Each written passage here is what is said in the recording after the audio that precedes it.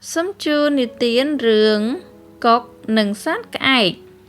miến nâm na thá cái nâng cốc bàn thơ sầm bọc bốn nơi chịch khnia lượt đàm sờ lái đọc bố mùi mình ngày bần mán bị phùm nẹ sọc rót ngày sạt tầng pí tay tranh rợt chầm này tì tế bị khnia cốc tay ha tới ngày rợt tật bằng búa tấn break đầm bấy rớt chầm này chỉ riêng rồi ngày chầm này ở cái vì mình há tên là ngay bị phùm nè sọc tề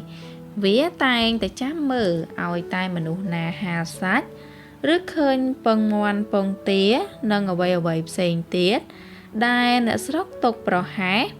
vía bỏ bùi tới chọn giật mực chia chầm nấy mực chầm át cọp bè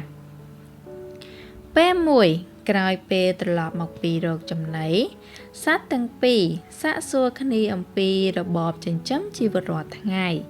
kê tăng pí có ban đi dây prap khani pì rồi bò riêng riêng luôn cái pê ban đăng pì rồi bò cái cột đi dây từ cạnh cái bọn cái là mớm chụp tờ rợt chầm nấy ai phun nè sọc tiệt tử cá lùi chọ kế men chia rồi bò là sầm đạp chi vật têคล้ายแกรงแต่ថ្ងៃណាមួយជួបគ្រោះថ្នាក់គួរណាស់តែបងស្វែងរកចំណីតាមសមាជីវោទៅទើបជាការប្រសើរឮសម្ដីកុកដាស់តឿនដូច្នេះក្អែកខឹងណាស់រួចពោលទាំងកំហឹងថាណែបង្កប់រកការរកចំណីឬប្រកបមុខរបរបែបណានោះវាជារឿងរបស់យើងម្នាក់ទេមិនតាក់ទងនឹងការរកចំណីរបស់បងទេខ្ញុំមិនទៅដណ្ដើមចំណីរបស់បងឯណាកុកតបការនិយាយបែបនេះមិនមែនមានន័យថាខ្ញុំខ្លាចបងក្អែកឯងដណ្ដើមចំណីឬមុខរបររបស់ខ្ញុំនោះទេ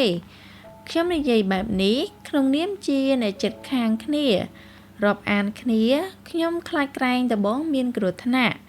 ក្អែកឬកុកនិយាយបែបនេះក៏តបវិញទាំងកំហឹងថា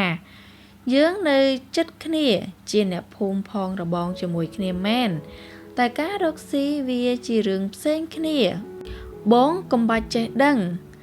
កុកឈប់មាត់ហើយសាទាំងពីរក៏សំងំដេករៀងខ្លួនទៅក្រោយមកក្អែកនៅតែប្រកបមុខរបរដូចមុនដដែលរសៀលថ្ងៃមួយក្អែកហើរទៅឃើញបរិសម្នាក់កំពុងហាសាច់លើពំនុកចំបើមក្បែរផ្ទះបរិសនោះមិនតន់ទាំងដើរចេញទៅណាឆ្ងាយផង